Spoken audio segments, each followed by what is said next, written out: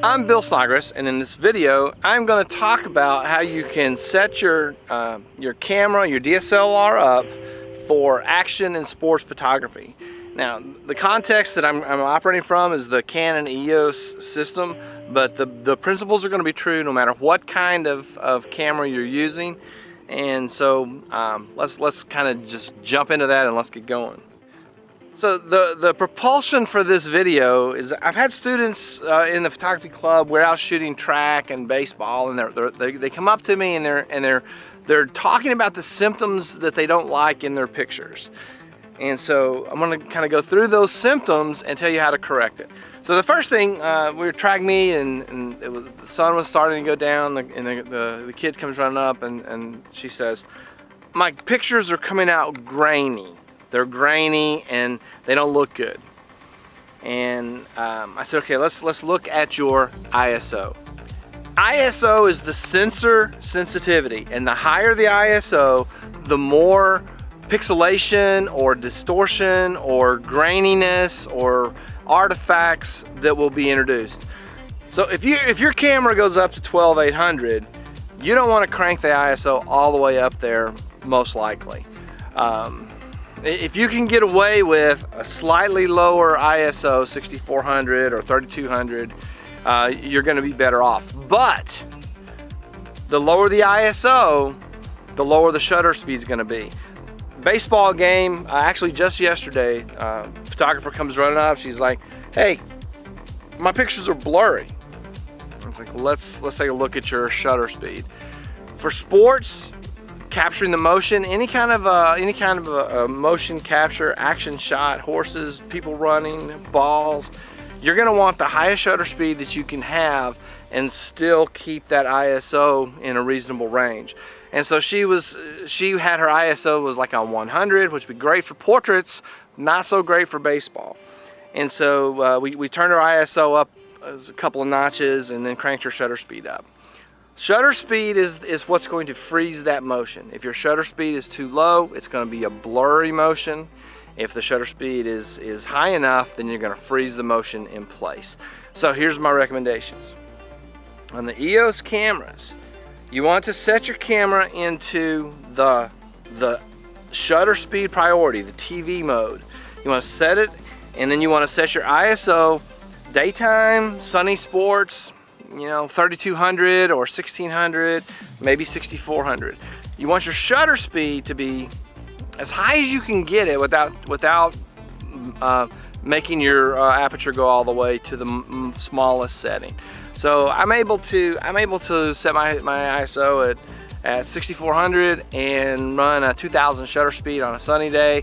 As the sun begins to set, that goes down to 1000 on the shutter speed, or I might boost the ISO up a little bit in order to keep a little higher shutter speed. For indoor sports, the distance, the blurriness is also not only a function of the object moving, but of the camera moving. So using an image stabilization lens is going to help that a lot.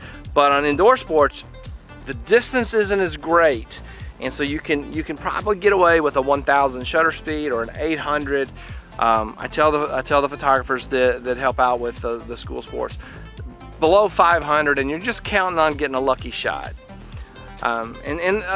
Photographers may argue, but I've literally been shooting these kind of sports pictures since 1978, 1977. I don't know, something long time ago. And I can tell you, if you get below 500 for sports, you might get some really cool pictures once in a while, but you also might get a lot of really bad pictures between those really cool pictures. 500 is kind of like thumbnail, as a rule of thumb or whatever. 500 is your minimum. So here's the thing. Okay, summary. ISO, don't max it, but you've got to put it up high enough to get that shutter speed up. You want your shutter speed as high as you can get it without making your aperture hit the bottom. On the EOS's, if your aperture is too low, it blinks. So you want to be like, if you have a 5.6, you want to be one notch above 5.6, or at least the 5.6 not blinking. All right, now here's a bonus piece. Here's a little bonus tip. tennis, baseball, you're probably going to have to shoot through that chain link fence. That is awful. That is miserable.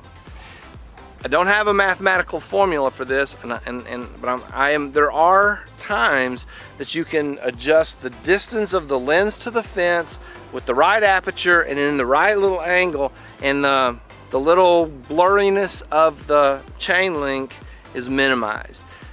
Sometimes you can get just in the right spot at just the right distance, and right up on the fence and too far back is not the right distance, but there's this little sweet spot of distance for my 55-250 EFS lens.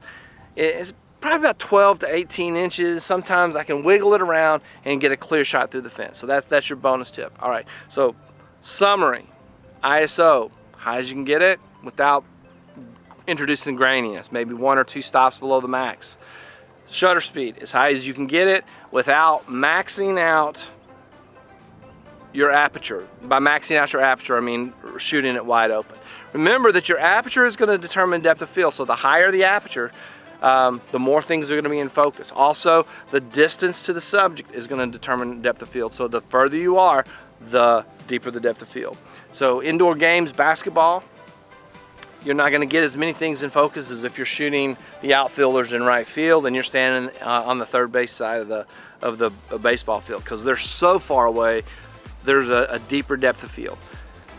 Hope this video was helpful. Go out, shoot some action shots, set that shutter speed up, 500, 1,000, 2,000. Thank you for watching. Hope you enjoyed the video. Hope it's useful to you. Like, share, comment, and we'll see you in the next video.